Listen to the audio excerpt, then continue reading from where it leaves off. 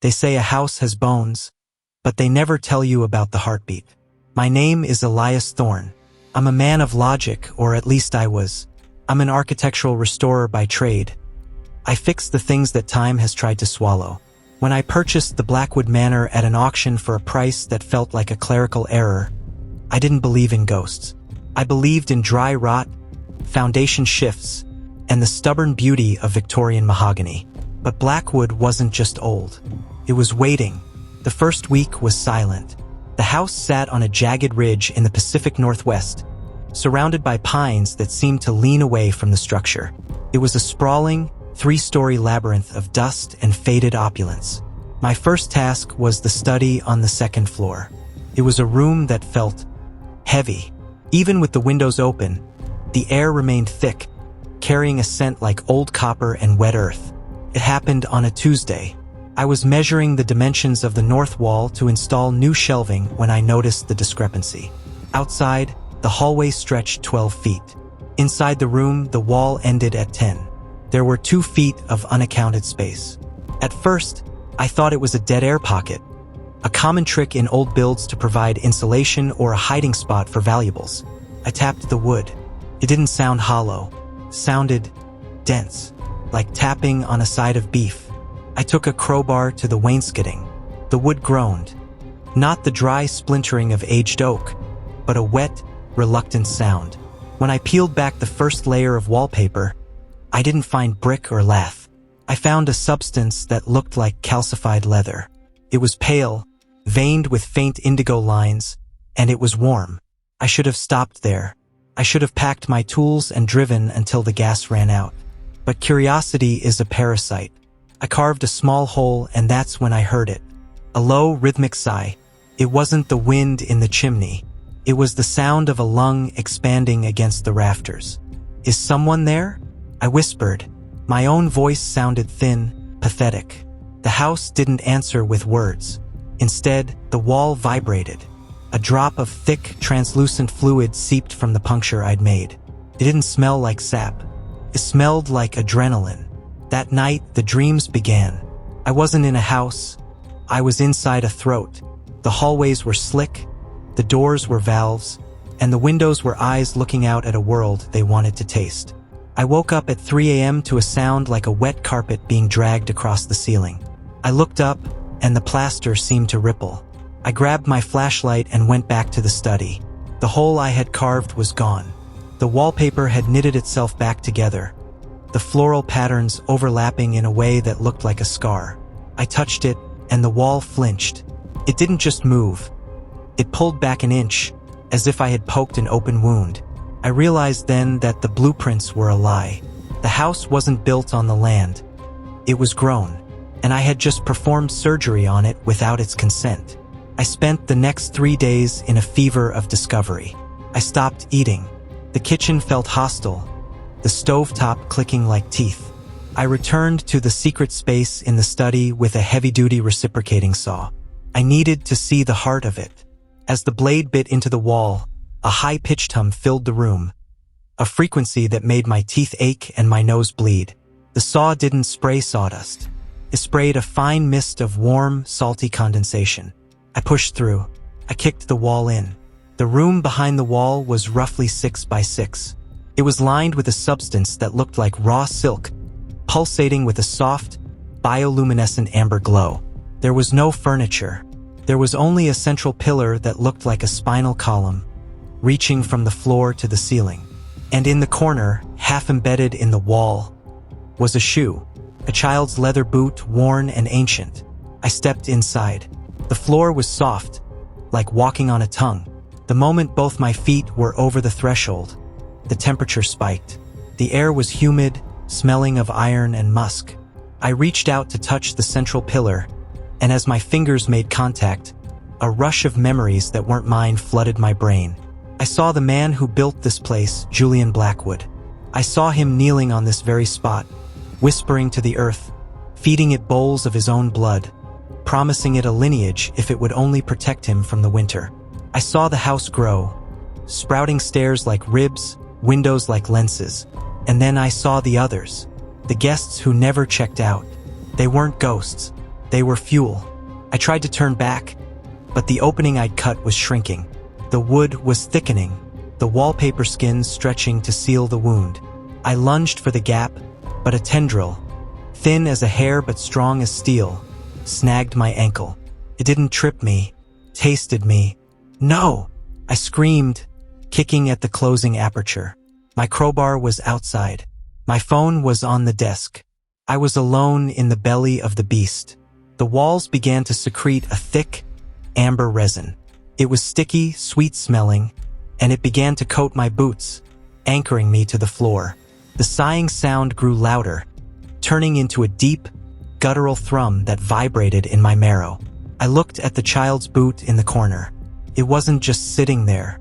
It was being digested. The leather was translucent, the laces turning into fiber. The house wasn't just alive. It was hungry, and I had just walked right into its mouth. Time in the secret room didn't follow the ticking of a clock. It followed the peristalsis of the walls. I don't know how long I was trapped in that first cycle. The amber resin had crawled up to my knees, hardening into a flexible, rubbery cast that kept me upright but immobile. Every few hours, or what felt like hours, the room would contract. The walls would squeeze inward, the pulsating spinal column in the center glowing a violent crimson. I wasn't dying. That was the horror of it. The house was keeping me alive. Small, capillary-like tubes had sprouted from the walls, gently piercing my skin. They didn't hurt. They injected a numbing agent that made my limbs feel like lead and my mind drift in a haze of synthetic euphoria.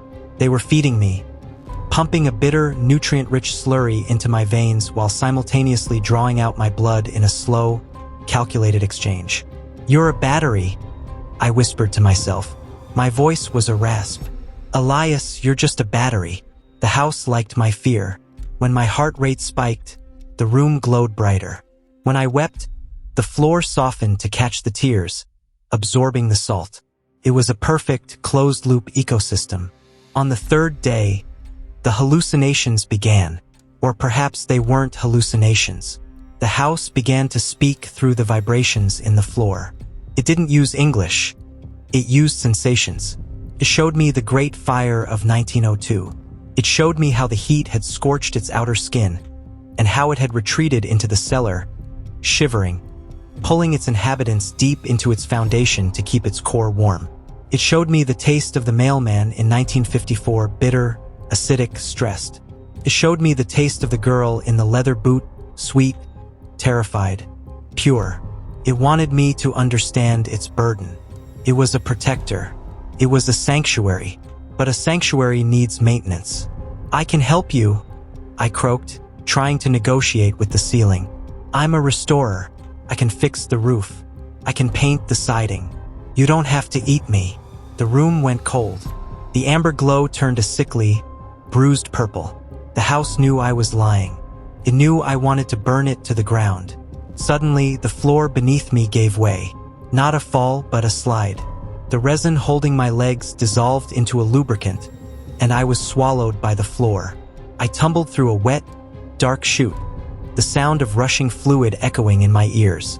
I landed with a heavy thud in a space that felt vast and cold.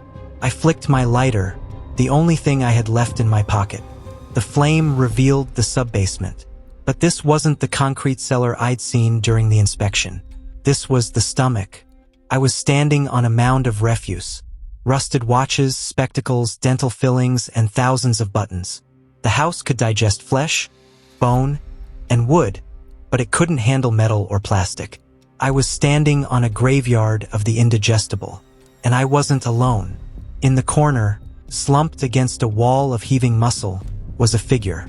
It looked like a man, but his skin had the texture of the wallpaper upstairs.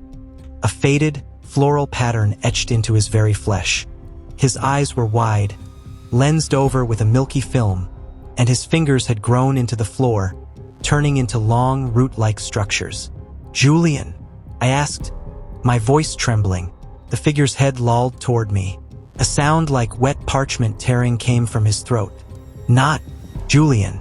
Part of the parlor." He wasn't a man anymore. He was a biological fixture. He had been here so long the house had integrated his nervous system. He felt every footstep on the porch. He felt the weight of the snow on the roof. He was the house's consciousness, a human CPU kept in a state of eternal, agonizing awareness. "Help me," I said, reaching for him. "Run," he hissed. The walls around us began to secrete a dark, caustic acid. "It's changing. Its mind doesn't want battery. It wants new foundation." The ground began to shake. A massive tremor ripped through the manor. Above us, I could hear the windows shattering and the chimneys collapsing. The house was molting. It was shedding its Victorian skin to grow something larger, something more aggressive. And it needed my bones to reinforce the new structure. The man in the corner began to scream, but no sound came out. Only a spray of spores. He was being absorbed to make room for me. I scrambled through the heap of metal, my hands cutting on old razors and rusted jewelry. I found a heavy iron pipe, a relic from a plumbing system the house had long ago discarded. I used it as a lever, wedging it into a seam in the muscular wall. The house roared. The sound was a physical force, a blast of hot, fetid air that knocked me back. But I didn't stop. I stabbed the pipe into the wall, twisting it, tearing through the pale membrane. A fountain of black, oily ichor sprayed out, drenching me. The house convulsed. This was its weak point, the junction between the stomach and the heart. I climbed into the wound. It was like crawling through a warm, wet tunnel of sandpaper. Every inch was a struggle against the house's internal defenses. White, maggot-like antibodies swarmed over me, biting at my skin, trying to dissolve my clothes. I fought them off with the pipe, swinging wildly in the dark. I saw a glimmer of natural light far above. A crack in the exterior foundation where the molting process had split the skin. I climbed with the desperation of a man escaping a sinking ship. My muscles burned. My lungs screamed for clean air, and the house's voice was a cacophony of shrieks in my head, begging me to stay, promising me immortality, threatening me with 1,000 years of slow digestion. I reached the crack. I hammered at the outer layer of calcified wood with the iron pipe. Once, twice. On the third strike, the world broke open. I tumbled out onto the wet grass, the cold night air hitting me like a physical blow. I didn't look back. I ran for my truck, my boots slipping on the pine needles. As I tore down the driveway, I glanced in the rearview mirror.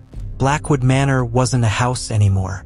It was a hulking, wet mass of shifting tissue, its windows glowing with a prehistoric hunger. It was growing, stretching its new limbs toward the stars. I thought I was free. I drove for 6 hours, stopping only when the sun began to bleed over the horizon. I pulled into a diner, my clothes stained, my body aching. I walked into the restroom to wash the black ichor from my face. I looked in the mirror, and my heart stopped. Under the skin of my cheek, just beneath the surface, a small floral pattern was beginning to bloom. It wasn't a bruise. It was wallpaper. I didn't go to a doctor. What would I say?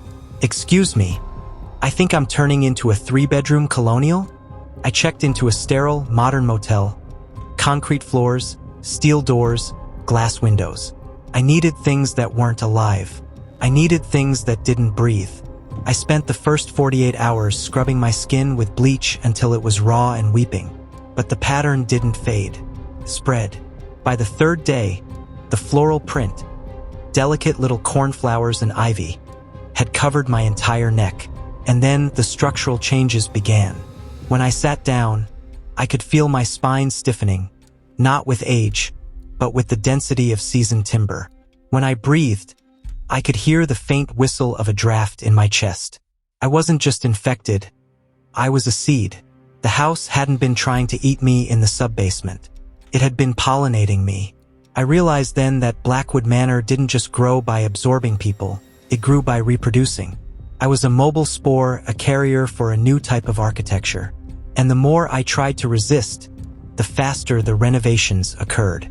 I started hearing voices, not the house's voice, but the voices of people passing by outside my motel room. I didn't hear them through the walls. I heard them through my skin. I could feel the vibration of their footsteps on the pavement 50 yards away. My nervous system was expanding, trying to interface with the world around me. I looked at my hands. My fingernails were turning into hard, translucent shingles. My teeth felt like rows of bricks. I have to end it, I whispered. I bought 5 gallons of gasoline and a box of long-reach matches. I drove back toward the ridge. If I was going to become a house, I would be a house of fire.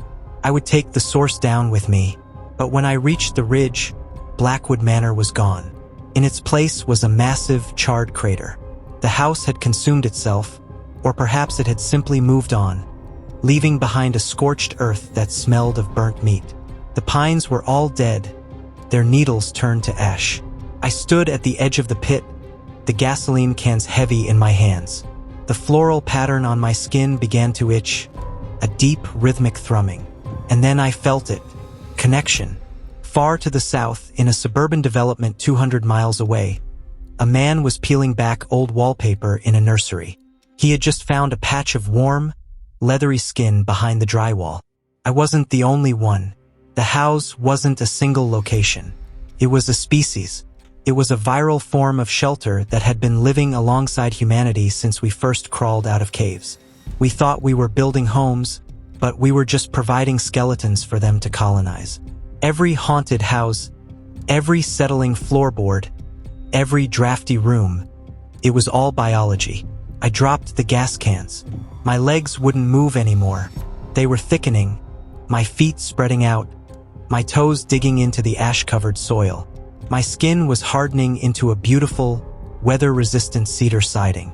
My eyes were becoming fixed, my vision blurring into the square, multi-paned perspective of a bay window. I wasn't Elias Thorne anymore. I was a fixer-upper. The transition was almost painless. A dull, heavy warmth spread through my gut as my internal organs rearranged themselves into a kitchen, a living room, and a small, cramped hallway. My ribs arched high, forming the rafters of a sturdy frame. My skull expanded, the bone plates shifting to create a spacious attic. I felt a strange sense of peace. I understood my purpose now. I was a sanctuary. I was a home. I waited. I stood on that ridge, a brand new Victorian-style cottage that hadn't been there the day before. I looked inviting. I looked like a bargain. A few days later, a car pulled up the winding drive. A young couple got out. They were holding hands, looking at me with wide, hopeful eyes. "Look at this place, Sarah," the man said, touching my porch railing, which used to be my collarbone. "It's perfect. It needs a little work, but the bones are solid. It feels warm," the woman replied, stepping onto my tongue, my front porch, like it's been waiting for us. I opened my front door, a reflex, like a smile. They walked inside. They admired the mahogany trim, my veins, and the stained glass windows, my memories. They moved in a week later. They brought furniture. They hung pictures on my walls, piercing my skin with nails. It hurt, but the hurt was good. It meant I was being used. It meant I was full. But there was one thing they didn't know. In the second-floor study, behind a beautifully patterned wall of cornflowers and ivy, there was a space that didn't appear on their blueprints. A small 6x6 room that stayed warm even in the dead of winter. And as I watched them sleep from every corner of every room, I felt the hunger starting again. Not for them, not yet. I needed them to feel safe. I needed them to love me. I needed them to have a child. Because a house is just a shell. But a home needs a heartbeat. And soon I would have 3. The twist wasn't that I became the house. The twist was that as I looked out through my window eyes at the horizon, I saw them. In every valley, on every hilltop, in the heart of every city. The houses were watching each other. The suburbs were a predatory reef. And humanity wasn't the master of the world. We were just the blood cells, moving through the veins of a much larger, much hungrier architecture. Welcome home. You're never leaving.